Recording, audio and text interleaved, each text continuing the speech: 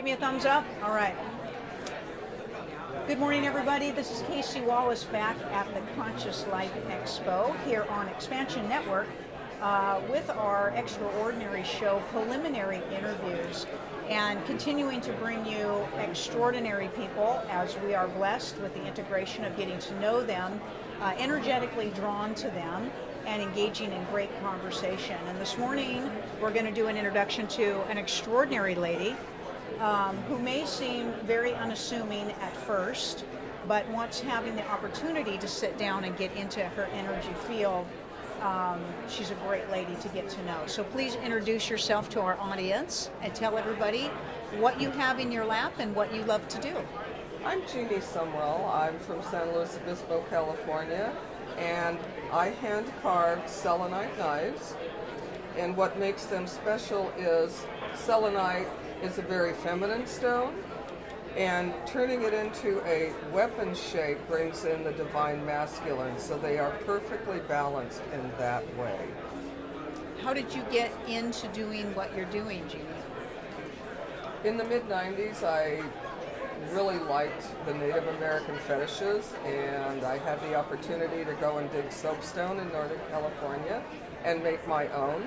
So I started off in soft stone carving way back then. I had a piece of selenite that I hauled around with me for a while, and it started to talk to me and tell me that it wanted to be a knife. So I carved it into a knife, and my friends really liked it and everybody wanted one, so I started selling them. And a very good friend of mine called me a Crystal Blacksmith, so that that's nice. became the name of my business, and I now make them and sell them. This is one of the shapes that I have right now. Now, two of them are alike. I inset different stones. This has a sapphire set into it. Whatever calls out to me as I'm creating the piece, I listen to the stone, and it tells me what it wants to become and what it wants to look like. That's amazing, just amazing. Years ago, I would never have said that I was anybody who could have any type of communication with crystals and stones. I liked them. They're pretty and they're shiny, and I had a fondness. I have a special fondness for geodes, so I had a few pieces. Always dreamt of having the big pieces and things like that. Even with all the channeling that I do, I still never felt like I could really feel anything off of them, and was kind of in awe of people who do. Thankfully, that has expanded for me, and I'm getting better at integrating and understanding communications and things like that. Some people are just masters of it. It's amazing to me, to me.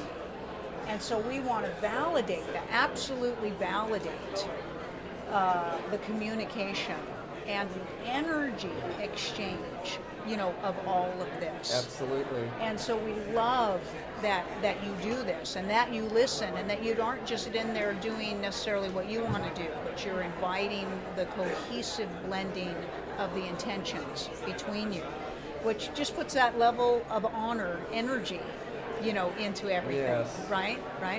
How long have you been doing rocks and stones? How did that start? I was born into a rock hounding family.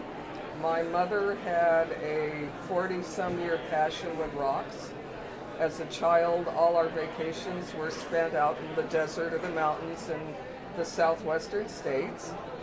It was a very great way to grow up because my mother would put a red sweatshirt on me, and she said I could go anywhere I wanted to go as long as I saw a family member or somebody from the rock club.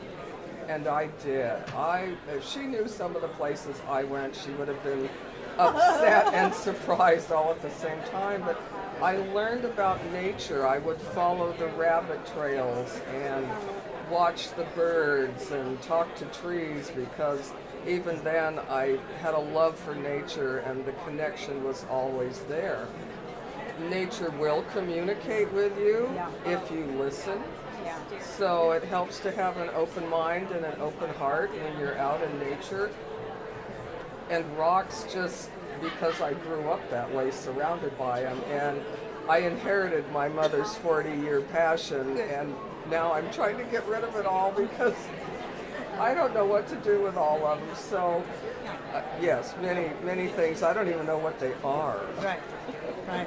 Well, we love the connection to nature, to animals, to all kinds of things.